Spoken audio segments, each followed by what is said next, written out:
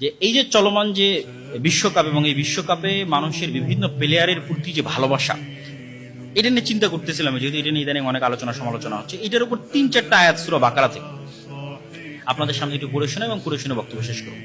যে অনেকে এরকমও লিখেছে যে সে যদি মেসির সাথে জাহান্নামে থাকা লাগে তবুও সে খুশি। নাউযুবিল্লাহি মিন যালিক।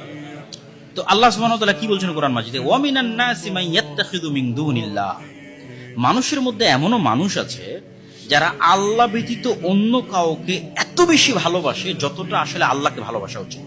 সূরা বাকারা 164 থেকে 167 নম্বর আয়াত হুবহু অনুবাদ করুন। যে মানুষের মধ্যে এমনও মানুষ আছে যারা আল্লাহ ব্যতীত অন্য কাউকে এত ভালোবাসে কাহুব্বিল্লাহ, যেটা আসলে আল্লাহকে ভালোবাসা উচিত। ওয়াল্লাযীনা আমানু আশাদ্দু হুব্বান লিল্লাহ, আর যারা ঈমান আনয়ন করেছে তারা সবচেয়ে বেশি ভালোবাসে রব্বুল আলামিনকে, আল্লাহকে। ওয়ালাউ ইয়ারাল্লাযীনা যালামু ইয ইয়ারাউনাল আযাবা আন্নাল কুওয়াতা লিল্লাহি জামিআ, যেই দিন আল্লাহর আযাব নেমে আসবে পৃথিবীতে অথবা কিয়ামতের মাঠে, সেই দিন এই সমস্ত জালেম পাপাচারী পাপিষ্ঠরা দেখতে পাবে যে আন্নাল কুওয়াতা লিল্লাহি জামিআ, সব ক্ষমতার মালিক আল্লাহ। যেদিন এটা তাদের সামনে পরিষ্কার এবং স্পষ্ট হয়ে যাবে যে সকল ক্ষমতার মালিক আল্লাহ। ওয়ান্নাল্লাহা শাদীদুল আযাব, আর আল্লাহ যদি শাস্তি দিতে চান খুবই ভয়ঙ্কর শাস্তি দিতে পারেন। সেদিন কি হবে জানো?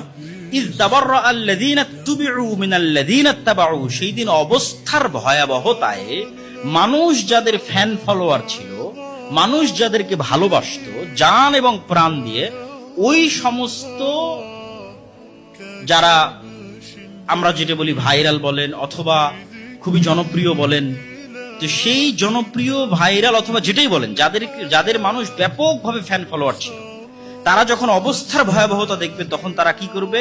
এদের থেকে নিজেদের সম্পর্ককে ছিন্ন করে নেবে। তো আমি তো জানি না কে। যখন অবস্থার ভয়াবহতা এতটা হবে, সেই দিন তাদের অনুসারীদের থেকে সম্পর্ক ছিন্ন করে নেবে। তা আমি যদি বাস্তব উদাহরণ বলি, মেসি বলবো আমি তো জানি না কে, যে বলছে আমি জাহান্নামেও থাকতে চাই। আল্লাহ বলছে ইয তাবাররা আল্লাযীনা তুবিউ মিনাল্লাযীনা তাবাউ, যাদের ফ্যান ফলোয়ার, ওরা ওদের ফ্যান ফলোয়ার থেকে সম্পর্ক ছিন্ন করে নেবে অবস্থার ভয়াবহতায়।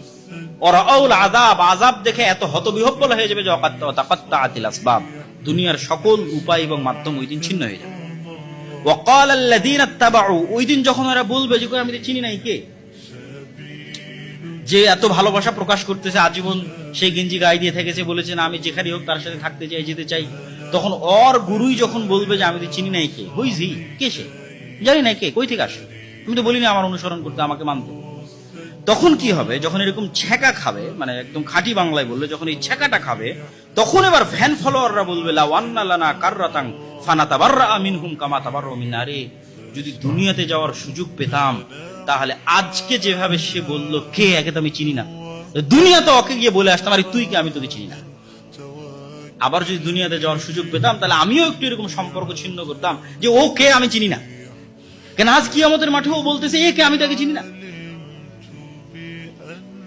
তাহলে যদি আবার কিয়ামতের মাঠে ফিরে যাওয়ার সুযোগ হতো, দুনিয়াতে আর যাওয়ার ফিরে যাওয়ার সুযোগ হতো, তাহলে আমরাও একটু চেষ্টা করতাম এই সমস্ত জনপ্রিয় ব্যক্তিদের থেকে একটু নিজের সম্পর্কটা ছিন্ন করে দেখাতে, একটু তাদের মুখের উপর যে আমি চিনি না তুমি কে। এখন কিয়ামতের মাঠে সে বলতেছে যে সে চিনে না আমি কে। কাযালিকা ইউরিহিমুল্লাহু আমালাহুম হাসারাতিন আলাইহিম ওয়া মা হুম বিখারিজিনা মিনান নার, এইভাবেই আল্লাহ কিয়ামতের মাঠে মানুষের আমলকে তার সামনে আফসোস করে পেশ তুলে ধরবে।